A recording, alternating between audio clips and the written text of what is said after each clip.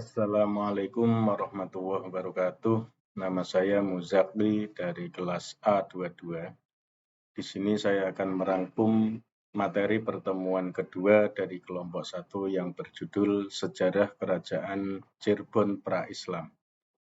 Sejarah Cirebon Pra-Islam atau sebelum Islam dapat ditarik dari abad 3 sampai 4 Masehi. Cirebon menurut naskah negara Kertabumi pada masa ini merupakan bagian kekuasaan kerajaan Tarumanegara. Kala itu di Cirebon telah berdiri kerajaan Indraparsta di wilayah Sumber. Kerajaan tertua di Cirebon ini didirikan oleh Resi Sentanu, seorang resi Hindu pelarian India. Pada tahap selanjutnya, selepas runtuhnya kerajaan Indraprasta karena serangan kerajaan Medang, Mataram kuno, di wilayah Cirebon telah berdiri beberapa kerajaan, di antaranya kerajaan Singapura, Mertasinga Gunung Jati, kerajaan Surantaka, Kepetakan, kerajaan Japura, Astana Japura. Ketiganya merupakan kerajaan bawahan Galuh dan Pajajaran.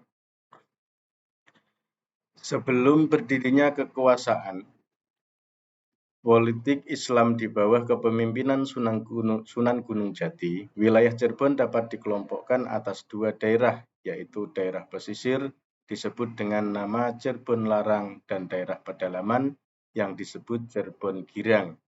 Cirebon Larang adalah sebuah daerah bernama Dukuh Pasambangan dan Cirebon Girang adalah Lemah Wungkuk. Dari Cirebon Larang atau Dukuh Pasambangan, Cirebon Larang mempunyai pelabuhan yang sudah ramai dan mempunyai mercusuar untuk memberi petunjuk tanda berlabuh kepada perahu-perahu layar yang singgah di pelabuhan yang disebut Muara Jati, sekarang disebut Alas Konda. Pada tahun 1302 Aji, Anno Jawa, atau 1389 Masehi, di pantai Pulau Jawa yang sekarang disebut Cirebon, ada 3 daerah otonom bawahan kerajaan Pajajaran yang diketuai oleh Mangkubumi, yaitu Singapura, Pesambangan, dan Japura. Dari ketiga daerah otonom ini, salah satunya adalah Dukuh Pasambangan yang dalam perkembangannya berubah menjadi Cirebon. Kerajaan Cirebon Larang adalah sebuah kerajaan pra-Islam di wilayah Cirebon sekarang, yang berada di bawah kerajaan Pajajaran. Daerah ini dibuka oleh Raden Walangsungsang setelah beliau meminta izin pada Ki Gedeng Tapa, seorang penguasa Singapura. Lokasi Cirebon Larang tadinya merupakan kawasan hutan di wilayah Cirebon pesisir yang biasa disebut Tegal Alang-Alang atau Lembah Wungkuk. Di sana Raden Walangsungsang dibantu oleh 52 orang penduduk membuka tempat pemukiman pada tahun 1445 Masehi.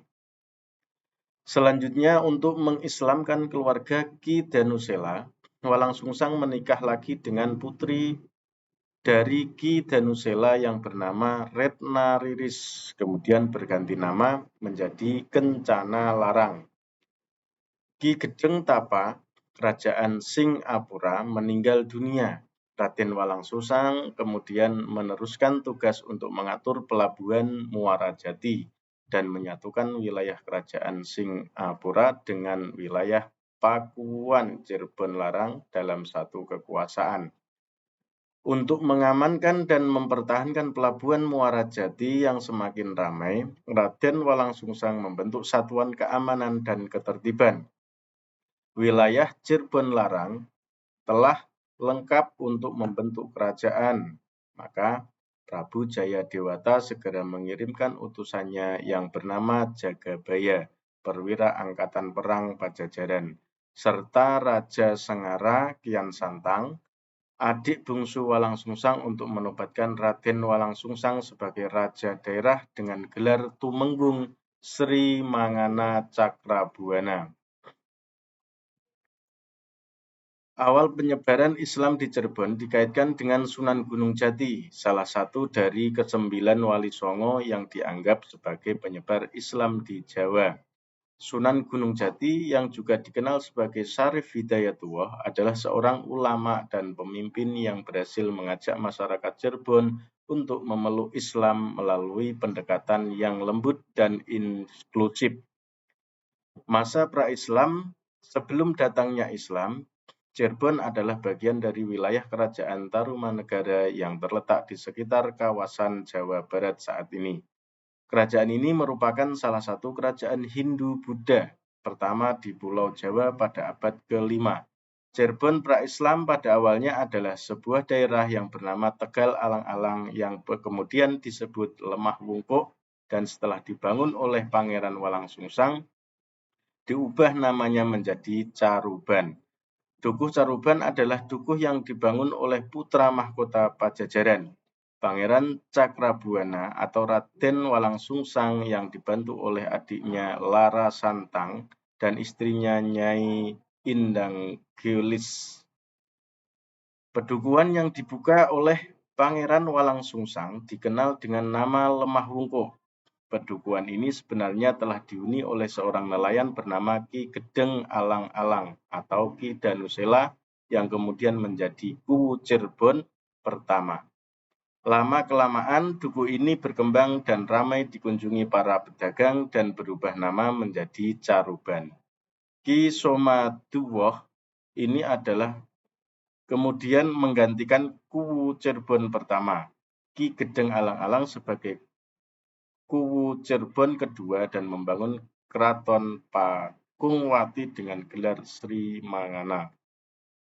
Pada masa pra-Islam, budaya Hindu-Buddha memiliki pengaruh yang kuat di Cirebon. Banyak candi dan artefak bersejarah dari periode ini yang masih dapat ditemukan di sekitar wilayah Cirebon. Hal ini mencerminkan hubungan erat antara Cirebon dan budaya Hindu-Buddha. Masuknya agama Islam ke Cirebon terjadi pada abad ke-15 melalui pengaruh pedagang dan penyebaran agama. Salah satu tokoh penting dalam sejarah Islam di Cirebon adalah Syekh Datuk Kahfi yang dikenal sebagai salah satu wali Songo. Dia memainkan peran penting dalam penyebaran Islam di wilayah ini. Kerajaan Cirebon didirikan oleh Sunan Gunung Jati pada tahun 1445 dan menjadi salah satu kerajaan Islam pertama di Jawa. Kerajaan ini terdiri dari beberapa kesultanan yang saling terkait, termasuk Kesultanan Cirebon, Kesultanan Kasepuhan, dan Kesultanan Kanoman. Kesultanan-kesultanan ini memiliki peran penting dalam penyebaran Islam di wilayah Cirebon dan sekitarnya. Sebagai seorang pemimpin dan ulama, Sunan Gunung Jati berhasil membawa perubahan signifikan dalam masyarakat Cirebon, mengubahnya menjadi salah satu pusat penyebaran Islam di Jawa. Warisan Sunan Gunung Jati masih dapat dilihat dalam berbagai aspek kehidupan masyarakat Cirebon, seperti seni, arsitektur, dan kepercayaan yang mencerminkan perpaduan antara budaya Islam dan tradisi lokal.